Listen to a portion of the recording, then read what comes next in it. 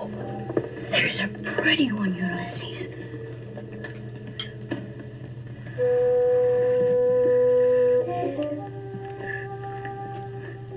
There it is. Hello BookTube, I'm Sean the Book Maniac. Welcome back to my channel. Here I am with the Friday Reads, and I'm got you in the library corner of my apartment that I rarely film in because it's such a cavernous space that I hated the acoustics of this space. So I rarely make videos here, but now that I got this new mic and the new mic arm, it's right up against my sensuous lips. So it's actually a fairly quality recording. So I'll probably use this space more. And especially this morning, it's about 8 o'clock Friday morning, and my husband's sound asleep, and I'm farther away from him here. I think will be less bothersome. So let's go with it. And I purposely didn't brush my teeth because you're not going to care about my bad breath, and then I don't have toothpaste on my lips. So do I have any personal news? I don't think so. I'm back at work after a 3-week break where all I did were many days I didn't even get dressed. I just read and napped and ate and drank alcohol and made some tipsy videos. For 3 weeks, it was the longest break of my adult life, I think. Now that I'm back at work, I've made a couple of silly mistakes or things, and even one on BookTube, which I'll talk about in a sec, that makes me realize that when I power down, it's kind of hard to get going again and get the mind working. So I won't bore you with the details because it's really not that entertaining, but I'm glad the weekend is here. More seriously, a commenter who I don't know, the commenter's name is Chandler, brought it to my attention that in my video, and I'm about to show you the week in review. It's been a great week on my channel for BookTube, at least from my perspective, and I was really quite pleased with how the 2022 releases I'm excited about video turned out, but I misgendered Akira Emeze, and I was just mortified. So people told me, I think it was Scott and Nell specifically, that said you can just go in and snip it out on the YouTube studio. Who knew? I did delete the offending sentence, but specifically with Akira Emeze, when I read their Freshwater, my top read of whatever year it came out, 2017 or something, maybe 2018, they were using all of the pronouns according to their Twitter bio. And so when I was reading it and talking about it on my channel at the time, when I did a full review, it was acceptable for me to use she, her. But soon thereafter, Akira Emeze made a different choice and announced it publicly, and I have just really struggled with them in particular to make the change, and so I always screw it up. I was embarrassed. I've deleted it. I will try to do better, and we all should keep trying, and we'll get it. So wanted to mention that, and thanks to that commenter, Chandler, for bringing it to my attention because I had completely missed it. And here's the week in review. It's about a British dad who thinks his son is too much of a sissy boy, so he asks his chauffeur to toughen him up. And so those boxing or wrestling or whatever kind of sessions they happen in the harness room, and that just sounds really interesting. I can't remember the name. I had never heard of him. He's not that old. He was born in the 70s. In his usually the bios on Goodreads of the authors are written by the publisher or whatever. This one it's first person, and he says, I was born in the 70s. The 70s were great. I would recommend them to anyone. So we know how Do you old get that is. kind of tone? A feel for his kind of writing with that. Well, it's been an interesting reading week. I finished 3 books, and let me start with the pleasant surprise, the thing that I'm most excited to talk about on today's Friday Reads, and things will go downhill from there. But my first book that I finished of the year was an unqualified 5-star read that I'm really excited to tell you about, and none of you probably know about this book, or very few of you. I bought it online. I had thought I'd picked it up secondhand here in Tokyo, but I actually found my receipt from buying it online, and I bought it not knowing anything about it. Are you curious? Should I tell you what the book is? It is an Indian novella, Daura, by Anukrti Upadhyay. I think I've got the pronunciation right. And written in English. And this was a novella that came out in 2019. Now I can't remember. How did I hear about it? I don't remember. Anukrti started following me on Twitter because I can't remember how she found me, but I did a book haul shortly thereafter, and this and its companion. She released 2 novellas at the same time. The other one is Bhaunri, which I have. I don't have it here. Didn't think to bring it out of the living room, but she's been following me on Twitter, commenting on maybe not videos, I can't remember, but certainly on things that I tweet about, bookish things. And finally, I read it and absolutely loved it. In fact, this was one of the ones that I read the first chapter of to Lindy for her recovery reading project that I did over the holidays. And this was one that I really wanted to sample. And that's why that reading project was such a rewarding activity for me to engage in, not just something I was doing for Lindy. She's got her own booktube channel, by the way. Lindy, if you missed last week's video, I'll put her link again in the show notes. And she and I both were really quite engrossed by the first chapter. I don't remember if it was the first chapter, but the first 10 pages. And I couldn't stop, so I read it. So this was the book that I mentioned in last Friday's Reads, that because the author was following me on social media, I wasn't going to mention it until I knew that I at least liked it. Well, in fact, I loved it. I may or may not do a full review. That's the honest thing that I should always say, because I have let some of you down, I know, by saying, I'm definitely going to review it. And if I don't do it within that short window of time, while the book is still fresh, I don't do it. But so I may review this, but let me talk about it, because it's not a book that's nearly well enough known. And I am going to be championing it and her other writings. I'm assuming I'm going to really get along well with them as well. But Daura is set in Rajasthan, and it's actually set in the post-colonial India, and it's a bureaucrat. He is known as the Collector, and he travels around from his head office in the major city, I don't remember, maybe Jaipur, to all the various little villages, and talks about taxation issues and stuff. But he has a really artistic side, and he plays, what does he play? A flute, I believe. And so he's really interested in the local and indigenous music wherever he travels. Yeah, the flute. There's a whole bunch of musical instruments native to this part of India that I learned all about through reading this novella. So the first thing to say is, if you don't mind Google reading, there's a lot of vocabulary that all of it, I think there's only one word I didn't find through an easy, quick Google search that just deepened my experience. I just fell into the culture being described here. But he ends up having some kind of a mystical experience. I don't think I need to say any more about the plot. But those of you who know my reading taste very well are saying, Sean, it's because it comes across, you can interpret it as magical realism, you can interpret it as a mystical, spiritual experience. And those are two fairly consistent allergies I have in my reading, and I love this. I did start to score a bit near the end when there was a particularly romantic component to the mystical or magical realist experience being narrated, but that only lasted about 5 minutes, and I'm still loving this. This is okay. And by the end, I just wanted to immediately start rereading it. Anukrti is a master at suspenseful storytelling. I can't believe how she had me on the edge of my seat, and I'm not someone that really goes in for suspenseful narratives, stories, fiction.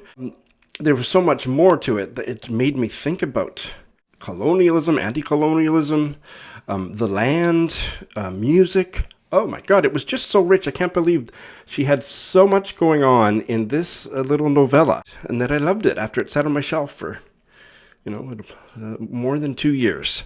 So I think I need to say more than that, but I really recommend it. It's available online, I think, pretty easily, and I really urge you to try it. I hope to have more to say about it in another video. I may review it and the companion novella. They're not, as far as I understand it, the other one, I'll put the GIF up here, Bhaunri is not, it's not a series.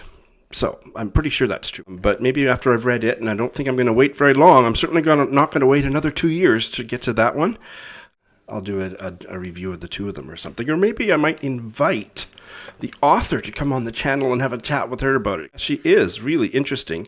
She has degrees in management, literature, and law. And she writes in both English and Hindi. This was written in English.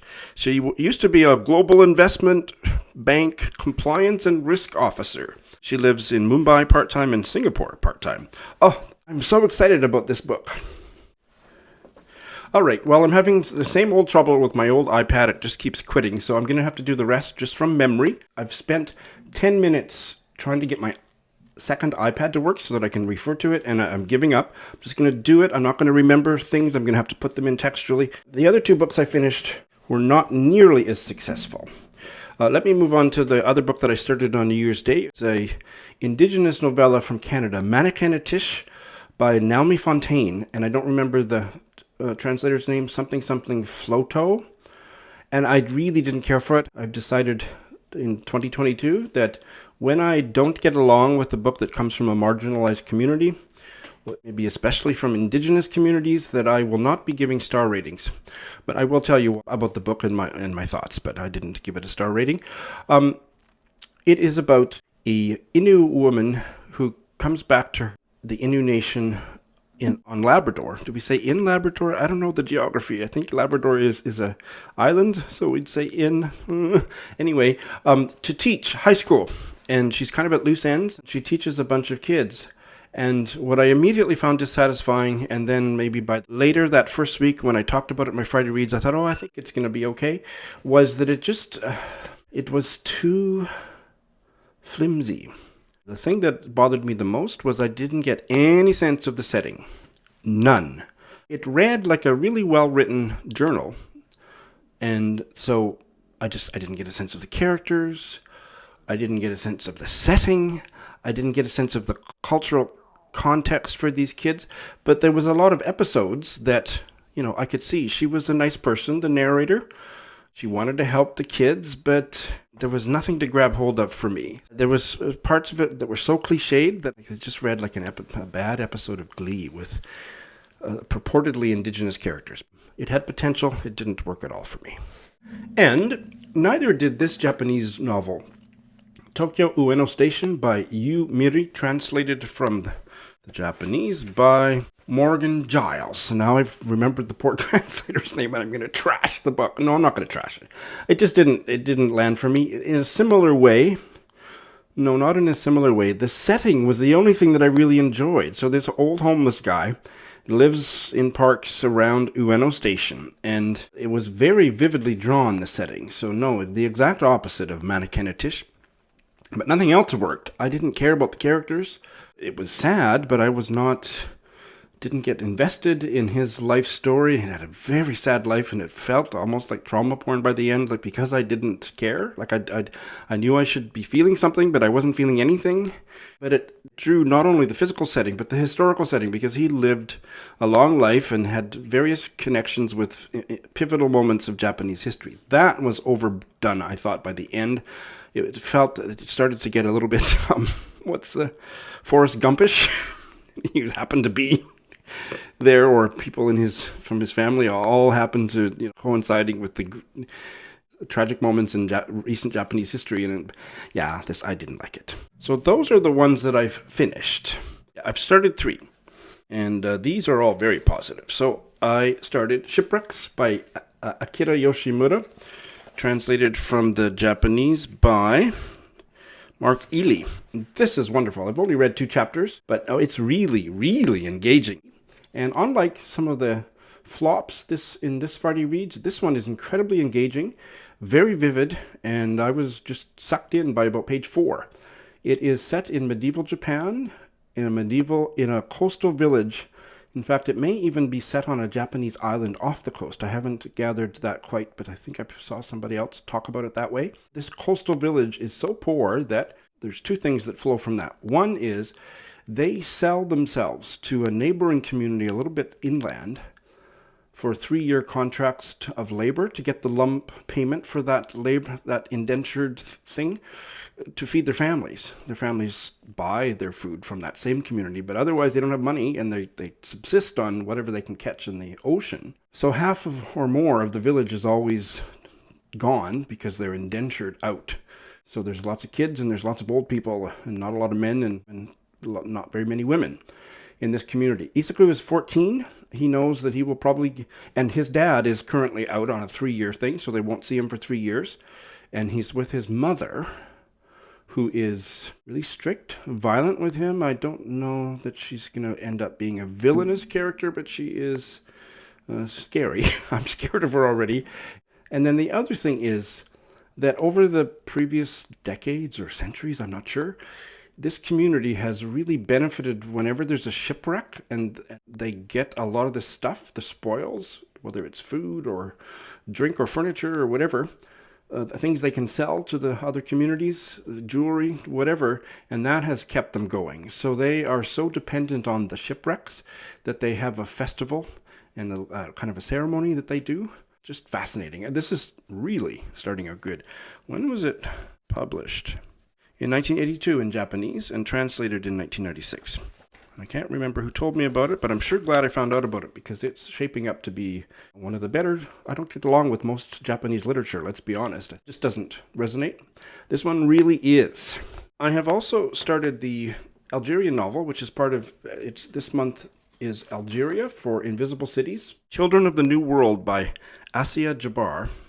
And the translator is Marjolaine Djebar. It's starting out really good too. I missed the fact that it was one of Mel's picks for her Round the World Book Club last year. Got a lot of several comments about that. I'm really enjoying it. I've only read maybe the first chapter, or maybe it's not even divided into chapters.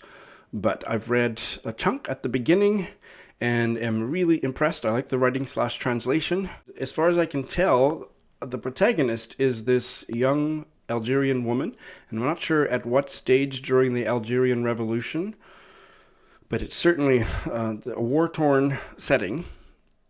I'm not very up on my Algerian history, and I'm expecting this book to send me to Google and get it up to speed, but she is a young wife, unhappily married, childless, and she doesn't want to have children, and I quoted a long passage on Instagram, Litzy, and Twitter that really quite struck me about this deteriorating marriage and how misogyny and his wish to impregnate his wife. It was quite a stunning passage. The other thing that's going on in the present, so it's jumping around in time, is that her mother-in-law has died. But I haven't quite figured out, is this maybe a second husband or the same husband who's an asshole? I don't know yet. I'll figure it all out. But the setting with all the shelling and the fact that they all have to stay in the house. The men go off to work in the morning, and the children and wives and mothers are all at home cowering all day long because of the intense fighting and shelling and everything right outside their door. And then all this family dynamic stuff at home. It's, powerfully feminist. I am liking it so far. I loved reading to Lindy so much, and like I say, we're going to make a video about that I was talking with Kendra. Kendra's been putting out videos on BookTube. She did a bite-sized chat with me, and we were talking about Carter Sickels, the author of The Prettiest Star, which I absolutely loved. I think it might be. It hasn't gone on this shelf yet, but it belongs on this. This is my favorites shelf. And neither Kendra or I had read his debut. Hey, well, this is Editing Sean, and excuse the rather festive background noise. I'm finishing the edits on this in a cafe in Tokyo. It's very busy, and I realized that I left out one important detail in the whole story. The debut novel has never been made into an audiobook, and his debut is called The Evening Hour. And if you know it, Kendra, from her channel or from her podcast, she isn't able to do very much or any text reading because of her health situation, which she talked about at length in her most recent video. I will link that. But she's talked about it very openly on her channel for years. She uses audiobooks almost exclusively, or perhaps exclusively. And so I had just come off this 3-week luscious experience of reading to Lindy, and so I just said to Kendra, how about I read it to you? Because I had the ebook. And she said yes, and so I'm reading it to her a couple chapters a week. I'm also sharing those with Lindy. And I'm really enjoying the way the book has started out. It is very gritty, set in West Virginia, 2012. So yeah, it came out almost exactly 10 years ago. January 23rd, 2012. And the protagonist is a 27-year-old, and I don't really know what his sexuality is yet, and I don't think he does. He has been raised by a really strict preacher grandfather and a much more loving grandmother. Now the grandfather is in his dotage. I think the parents were killed in a car accident, but anyway, they're not around. And he works at a nursing home. He also sells drugs. And not the most above board personality, but absolutely fascinating. And it's a portrait of this community. There's a mine, I think it's a coal mine that is wanting to buy up the farmland where his grandparents live, and they're resisting. And so there's all this social economic stuff and stuff about sexuality and drugs and relationships and all that good stuff. And I'm quite gripped by it so far. So I'll be reading a couple chapters a week. So that should take, I think there's 20 chapters. So finish it up in about 10 weeks from now. And that was unanticipated when I made my Friday reads last week, and a welcome addition to my current reads. That's what I've started. Before I move on to what I'm planning to start, because I am planning to start 4 new books. I finished 3, going to start 4. I think it's all going to work out. I'm still not way up in above 20 books or anything, and this might bring me up to 15 or so. And I expect to finish quite a few in the next week. But I'm feeling quite comfortable with it and really excited about what I'm currently reading, what I'm going to start. I also want to shoot the shit a little bit about... I had a plan for February. It's Black History Month. But that otherwise, and I'm going to keep up with the Invisible Cities, for whatever those 2 countries, I can't remember off the top of my head, but I've got books chosen for whatever those countries are for February. But that I thought I would set aside the rest of my reading time and energy in February to pull 3 books that I had put on hold, that convenient folder and place in my mind where I put books that I don't want to bail on, but it's just not the right time, and typically they're books that aren't the kind of books you can read alongside 20 other books. So I thought, okay, I'll just pull 3 of those out and not have a whole bunch of other books on the go at that time, and that I would do that in February. But now I don't think I want to do that. I'm having fun just going with the flow, being a mood reader and whatever I want to read.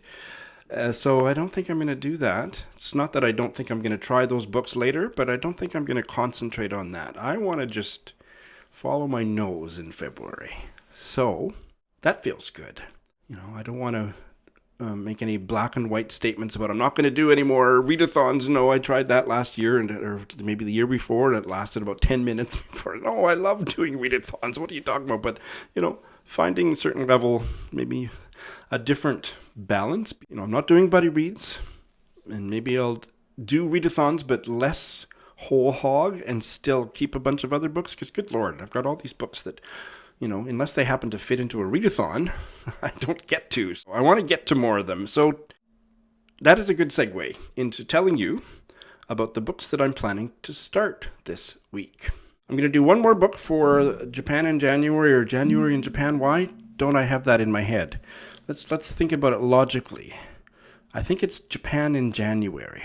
January doesn't go in Japan, but Japanese books go in January. Japan in January, Sean, if you'd have taken 10 seconds to reason that out, reasoning things out, not my strong suit. I'm planning to do one more. This was also a book I read to Lindy from, and it's a collection of short stories I picked up secondhand years ago here in Tokyo. Never got to. I paid 300 yen. That's $3 for it. And it is by a writer that I have otherwise never heard of. Naoya Shiga. The Paper Door and Other Stories. English translation 1987, and this is a year 2000 second printing. It looks like an older book to me. I don't know if I'm going to love it, but I read the title story to Lindy. I quite liked it. Lindy didn't care for it as much as I did, but that's my memory. I don't want to put words in her mouth, but I'm pretty sure that was one we didn't completely agree on, but I quite liked it. I thought it was very vivid. Oh, wait a minute. These stories are written in the early 20th century. They've got dates. So, The Paper Door, for example, was written in 1911. So they span from 1904 to 1945. He is from Miyagi Prefecture. I don't have any short story collection on the go, so here we go. And this is a indigenous novel published in Canada, Home Waltz by G.A. Grisenthwaite. This was nominated for, I forget if it was the Governor General's or the Giller. And I ordered it because I'd never heard of it, and I could get it here in Tokyo fairly affordably. So I read the first chapter, or the first 10 pages, to Lindy. And again, I actually liked this. She really liked it, but I was quite blown away by it. So I want to keep going. I'm going to start at the beginning again, but I'm going to keep going with it starting this week. And it's not too long. It is set in the Lytton First Nation, and I am skirting around trying to pronounce that name. I don't remember what video. Oh, it was my 2021 books I didn't get to but want to video, and I looked it up. I had to look up the pronunciation from that video. It's set on the Upadhyay nation in what is now British Columbia, and in fact it's 1973. And Squeeto Bob is the 15-year-old mixed blood Upadhyay. Like I say, bite-sized chapters, and the first sentence, so my dead cousin Erica walks into my dream again, pulls the covers off me, doing it to a girl, Bernie, I think. Squeeto Bob is living a tough life, and part of some of the chapters I read were set in school, and he was a real smart aleck, but it was really engaging. Lindy said, well, why don't you like YA? It just sounds like really good YA. And I said, no, it's literary fiction because I like it. If I didn't like it, I'd call it YA. But anyway, I want to keep going with it. And this was a book recommended to me very highly by my subscriber and friend, Georgia, from the UK. And she talked about it on a bite-sized book chat, and I was totally sold on it. It is A House in the Country by Ruth Adam. It's not clear whether it's a memoir or a novel, but you could read it as either one, because certainly it's based on her experience, and it was originally published in 1957. 6 friends, I can't remember if they buy this dilapidated old country house to live in to get out of London during the war, or whether they're renting it or what they're doing, but they're living together and all kinds of things ensue. It's not a harrowing book, it's very entertaining, and I hate the word cozy, but people that don't hate the word cozy might say that it's a cozy read. I'm looking forward to reading it. I'll put a link to George's bite-sized book chat about it. And it's time. I don't have any 20th century women's fiction on the go, so this will be it. And the other Blame It on Lindy read that it is definitely time to get to. Oh, and I think I actually mentioned this in that same video, 2021 books that I want to get to. The one with the best title ever, You Are Eating an Orange, You Are Naked, by Sheung-King. And Lindy talked about it with me on the Giller Prize. I can't remember if it was nominated, but we talked about it in that Giller video earlier last year. And I have the ebook. It's short. Can't remember what it's about, but that cover is, even more than the cover, the title has arrested me. So let's see what it's all about. I want to shout out, not a new channel, well, it's a refurbished channel, revamped. Do you remember Bookshanks? Bookshanks was the delightful husband and wife team, Lucy and Scott. They are now back after a couple of years, I think, and they're renamed themselves Bookshanks. I think Crookshanks is their surname, so they're Bookshanks, and that app, Bookshanks, is not. A lot of good things disappeared because of the pandemic, and their channel and their app were 2 casualties, but their channel has been resuscitated. Bookshanks, they are as delightful as ever, and they've put out 2 videos in the last few days, and if you don't know them, you must check them out. They'd solicited questions for a Q&A before they disappeared the last time, and so the most recent video, just went up a few hours ago, is them finally answering those questions, and there was one short exchange between them that if you don't know them, you can see their animated body language while I'm talking to you. But I'm going to actually, without asking their permission, just to totally sell you on why you need to subscribe, this little exchange, just delightful. There is like a holy trinity of like character, plot, and beautiful language that I just desperately look for coming together, and it's a hard one to get. Is it even possible? Because of course it is. I don't know. To get character, you have to be slow, and that will compromise the plot. Balls. Yeah. Don't believe that. It's not true. It's out there. All right. It's out there. Apparently so. That's the kind of week it's been. How about for you? Thanks for watching.